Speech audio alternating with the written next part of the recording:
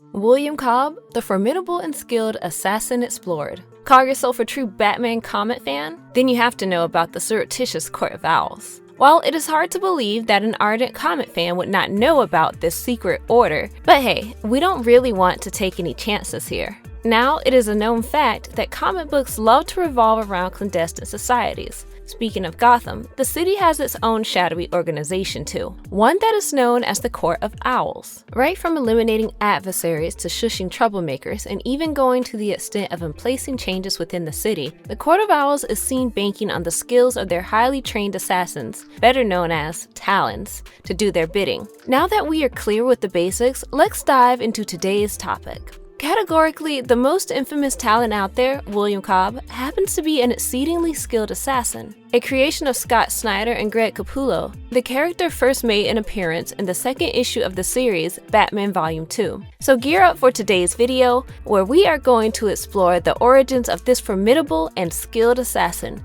one who asserts to have slain numerous members of the Wayne family, including Alan Wayne, the great-great-grandfather of Bruce Wayne. Before we go into our explanation, we have a very small request. If you like our content, please support us by subscribing to our channel. This is a small click for you, but for us, it means a lot. Thank you. Let's begin. You better be ready for this. Looking back at his origin. To begin with, William Cobb was never really a child of Gotham. After all, to be a child of the city, one had to be a member of Gotham's high society, a haut monde formed and defined best by the quartet, Alan Wayne, Edward Elliot, Frederick Cobblepot, and Burton Crown. Coming back to William, he was born to a middle-class family and his father was an ironworker, one who spent most of his life building bridges. Now, it so happened that William's father was constructing industrialist Cameron Cain's commissioned bridge when it collapsed. The young boy lost his father to the mishap, and life became even harder for William. The family could not support themselves, and it led to William resorting to performing on the street as a juggler in hopes of making some money. As for his mother, she started working at a textile plant. But despite her measly earnings, she did not approve of her son putting up a show on the street to earn money, and therefore, she gave him the red light. But if only that stopped William, who continued nonetheless juggling in secret. He would also quietly put his earnings inside his mother's purse.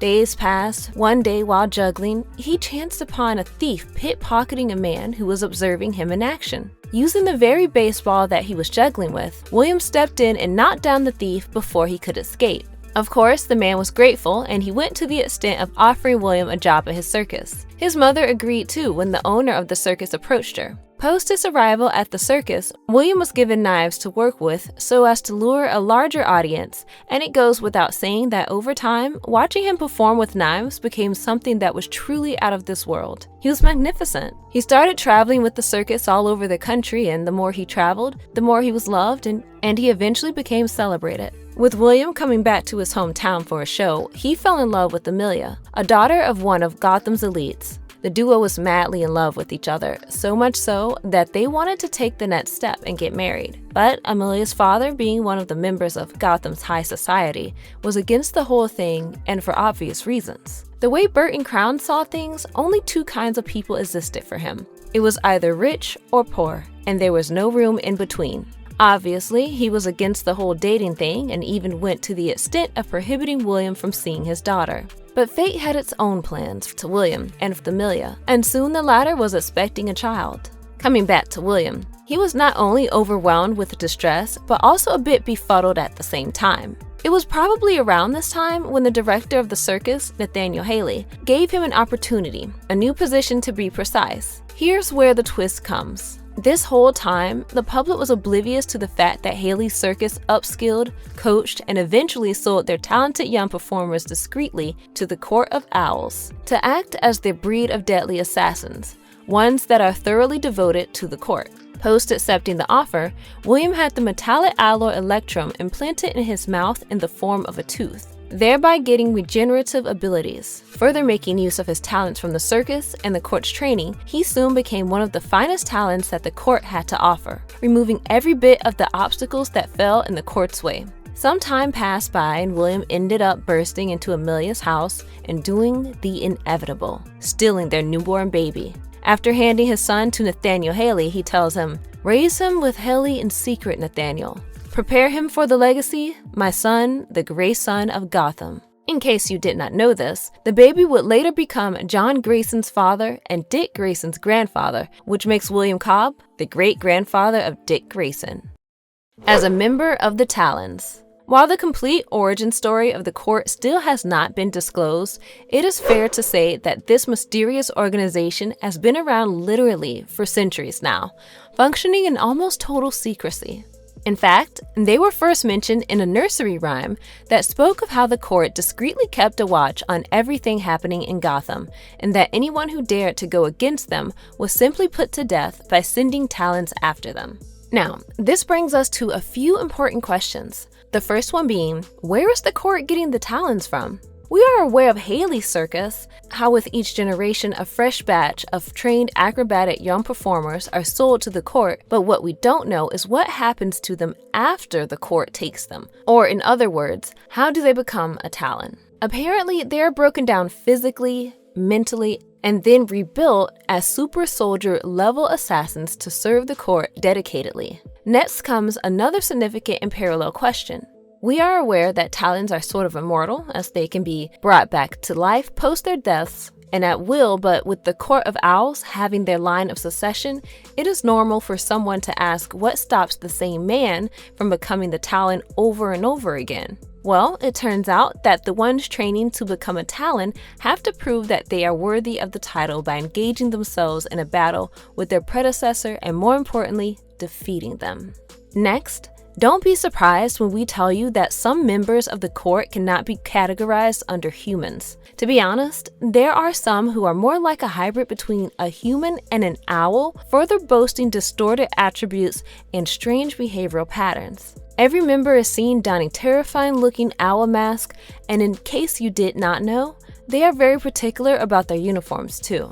Speaking of William Cobb, the star Talon of the court, he was sent to take out Batman. While he initially was defeated by the Dark Knight in a rooftop battle, William was able to incapacitate Batman the second time during an ambush in the sewers. He was held hostage by the court for over a week and was not even given food. The only type of water available was the drugged water from a fountain that drove Batman crazy and made him endure disturbing hallucinations. Soon came the day when the court sentenced him to death.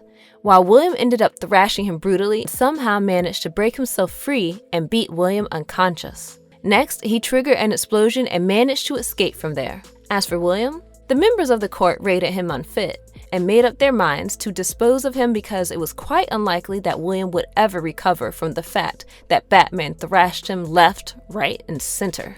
With his body found later drifting in the Gotham River, it was brought to the Batcave for examination. It was after Batman took off the outfit of the Talon that he was revealed to be William Cobb, the great-grandfather of Dick Grayson. To those of you thinking that he was dead, he was not. Apparently, his body was kept in a form of stasis, neither living nor dead, and very much capable of awakening if and when the court demanded. William Cobb as a member of the Suicide Squad. Amongst the very few people who have been able to fool Task Force X commanding officer Amanda Waller, William Cobb definitely tops the list. Post William's abduction from the Arkham Asylum, he was recruited into the Task Force X. Of course, William was hell-bent on escaping, so much so that he went to the extent of scheming with Rick Flag, along with a horde of former squad members to go against Waller and ambush her. Not only did he put up an act of insanity, but also displayed an ineptitude in talking so as to draw every bit of suspicion away from him. Don't be surprised when we say that his performance indeed convinced Waller. A special mention has to be given to Culebra, one who was assigned with the task of guaranteeing that William's insanity would not have any impact on the missions. William developed a close bond with Culebra, and with the latter killed during a particular mission to Hell, William avenged her death, having on display his genuine concern for her. What makes him so powerful? Okay, first things first. Anybody who is blessed with the power of Electrum enhancement cannot be taken lightly. We have mentioned this before, and we are mentioning this again. Remember the part where we told you that William had Electrum implanted in his body? Well, this chemical compound is also partially made up of dionysium, a naturally occurring liquid metal that is capable of reviving dead tissue, thus triggering an inexplicable healing ability and, of course, bringing the dead back from the grave. This thereby gave William the power of immortality and the power to regenerate himself even from fatal injuries. It also gave him superhuman strength, speed, and durability. For someone who is an equal match to both Batman as well as Nightwing, and by that we are solely stressing the fact, blow for blow. You do get a fair idea who we are dealing with here, right? Here's someone who is highly skilled in martial arts, acrobatics, demolitions, spying, swordsmanship, is great with knives, is a master tactician, stealthy, and brags an arsenal of bladed weapons. Just think no more and accept the fact that he is deadly and there are no second thoughts about it. With our content, don't forget to leave a like and subscribe to us if you haven't already. Have a good one and be safe. Thanks everyone.